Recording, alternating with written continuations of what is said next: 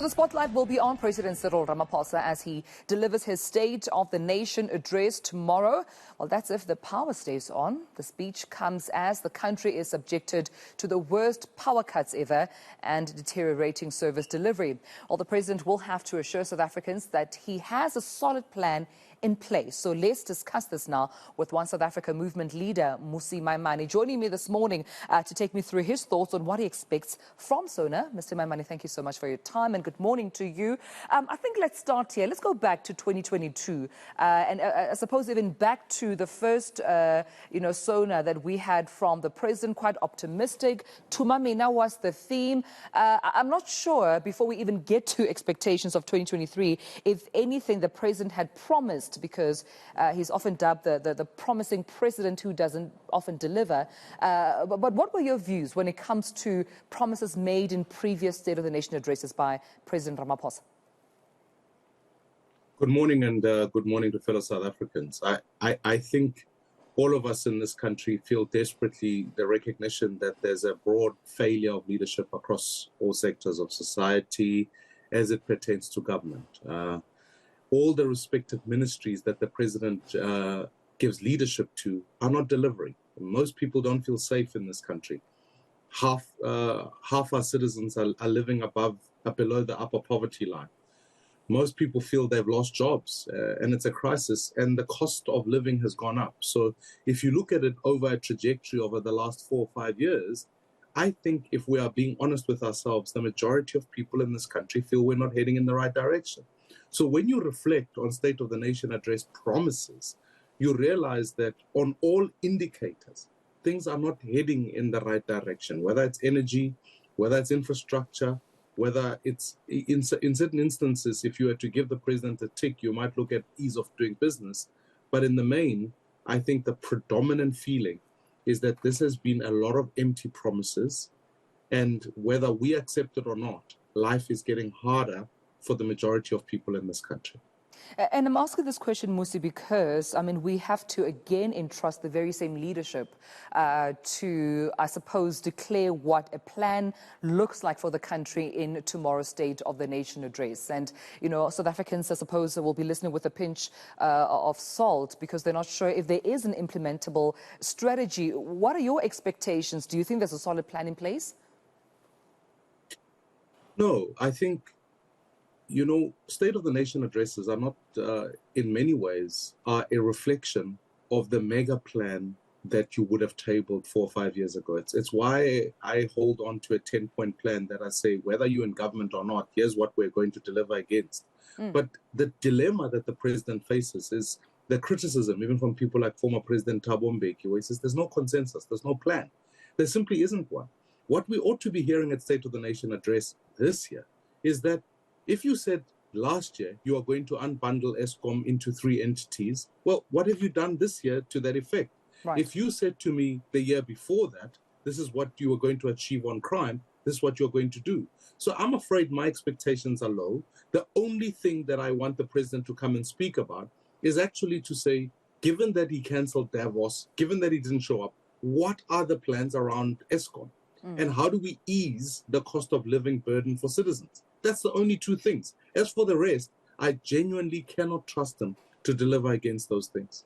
Well, there were talks, so there's still talks about a possible national state of disaster declaration against, the power crisis in the country. At the back of the Mining Indaba, Energy Minister Gwede Mantashe mentioned that, the country has been losing R1 billion a day due to these, power cuts in the energy crisis. So is that a plan, the national state of disaster? Could that be the plan that the president needs to consider? A declaration of disaster doesn't solve your problems. It simply just makes the efficiencies of procurement in the hands of a very, very mistrusted executive, because we've seen in the declaration of states of disaster how increased levels of corruption go. The issue isn't a state of disaster doesn't give you a plan. It just gives you an ability to execute a plan quickly. If it was to say we want to procure nuclear reactors so that we can augment the energy supply in the quickest possible time, that's a plan.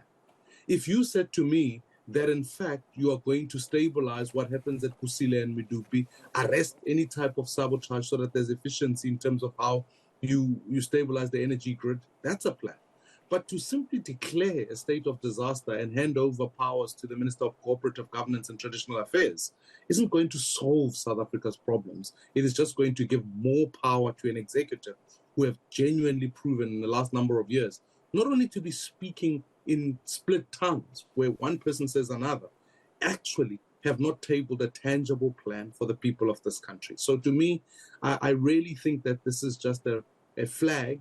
We've got to be able to say, what is the plan? And it's why we're taking government to court on the 28th to demand exactly that plan so that we can hold them accountable against it. Yeah. How do you think the rest of the country can hold government accountable, Mmusi? Because you did mention that your expectations are quite low in terms of if ever there's a plan in place to assist the already ailing, economy, South Africans living below the poverty line.